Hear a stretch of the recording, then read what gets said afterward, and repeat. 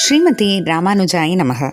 வசுதேவசுதம் தேவம் கம்சச்சாணூரமர்தனம் தேவகீ பரமானந்தம் கிருஷ்ணம் வந்தே ஜகத்குரும். நாள்தோறும் பகவத்கீதையில் பகவான் கிருஷ்ணரனுடைய அருள்னால் நம்ம 4வது அத்தியாயம் வரைக்கும் முடிச்சிருக்கோம். 4வது அத்தியாயத்தினுடைய சுருக்கமும் பார்த்துட்டோம். இப்போ பகவத்கீதையில் இது வரைக்கும் என்னெல்லாம் நம்ம பார்த்துட்டு வந்தோம்னா, முதல் அத்தியாயத்தில் அர்ஜுனனுடைய வருத்தமெல்லாம் எடுத்து சொன்னான். அதுக்காக பதில் சொல்ல ஆரம்பித்தான் பகவான் 2வது அத்தியாயத்தில் கர்மயோகத்தை பற்றியும் ஞான யோகத்தை பற்றியும் சொன்னார். 3வது அத்தியாயத்தில் கர்மயோகம் நேர ஆத்ம சாட்சா்காரத்தை நமக்கு பெற்றுக் கொடுக்கும்ன்றதையும் சொன்னார். அதாவது ஞான யோகம் தேவையில்லை, கர்மயோகம் மட்டுமே போதும் அப்படின்ட்டு.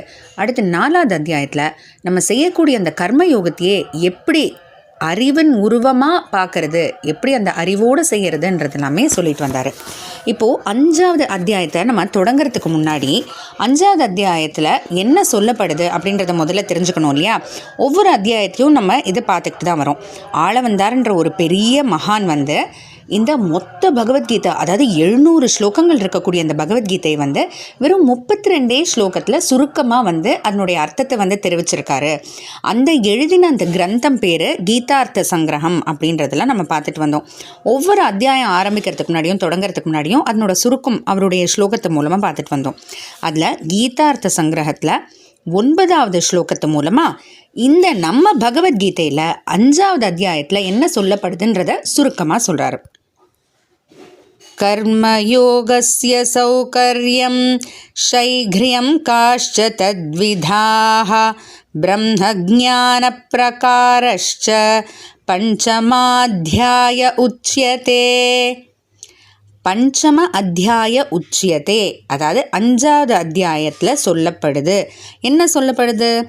கர்மயோகஸ்ய சௌகர்யம் ஷைக்ரியம் தத்விதாஹா, அதாவது கர்மயோகத்தினுடைய சௌகர்யம், அதனுடைய சுலபம், எவ்வளோ சுலபமானதுன்றதும், ஷைக்ரியம் ரொம்ப சீக்கிரத்துலேயே நமக்கு அது பலனை பெற்றுக் கொடுக்கும் அப்படின்றது. ஞான யோகம் போல் ரொம்ப பல வருஷங்கள் நம்ம தபஸ் இருக்க தேவையில்லை. தத்விதாஹா, அந்த செய்யக்கூடிய கர்மயோகத்தையே அறிவோடு செய்யறது எப்படின்றதையும் இந்த அத்தியாயத்துலலாம் சொல்லப்படுதுன்னு. என்ன அறிவு? அதாவது கர்மயோகம் செய்யும்போது எந்த ஒரு பலனுக்காகவும் செய்யலைன்றத நினைவு வச்சுக்கணும். அந்த ஒரு அறிவோடு செய்யணும். நான் செய்யலை அப்படின்ற அந்த அறிவோடு செய்யணும். இதுதான் இந்த அத்தியாயத்தினுடைய பேரே பார்த்திங்கன்னா கர்ம சந்நியாச யோகா. சந்நியாசம் அப்படின்றத விடுறது. அப்போ கர்ம சந்நியாசன்னு பார்க்கும்போது, செய்யக்கூடிய கர்மத்தையே விட்டுருணுமா, நம்ம செய்யக்கூடிய செயல்களெல்லாம் விட்டுருணுமா அப்படின்னு நம்ம நினைக்கக்கூடாது. இந்த இடத்துல நம்ம செய்யக்கூடிய கர்மத்தில் நான் செய்கிறேன், ஏதோ ஒரு பலன், ஏதோ ஒரு எதிர்பார்ப்புக்காக செய்கிறேன்றத அந்த எண்ணத்தை விட்டுருணுன்றது தான் கர்ம சந்நியாச யோகா அப்படின்னு.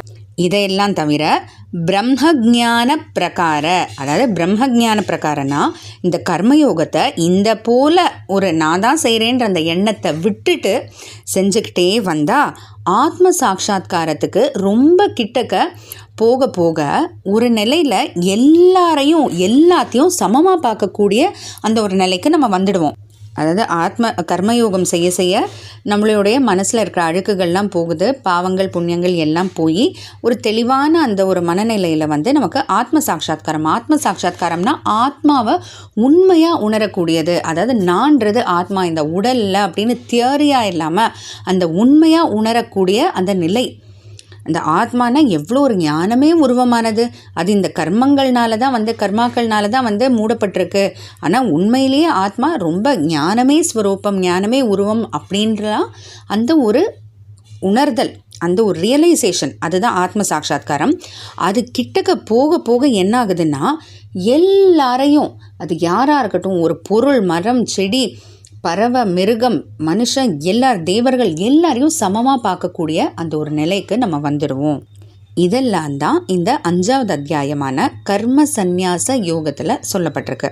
தொடர்ந்து நம்ம 5வது அத்தியாயத்தினுடைய முதல் ஸ்லோகத்திலேருந்து ஆரம்பித்து தொடர்ந்து பார்க்கலாம். ஜெய் ஸ்ரீ.